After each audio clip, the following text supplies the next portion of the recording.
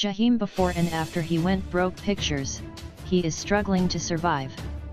Jaheim Hoagland before and after he went broke pictures, he is struggling to survive.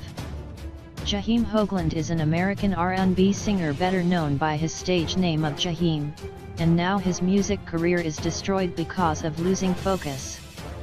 Jaheim used to be a wealthy businessman and has now fallen because of women. He used to import top model from USA and doing human trafficking, and he had a song titled "Put That Women First."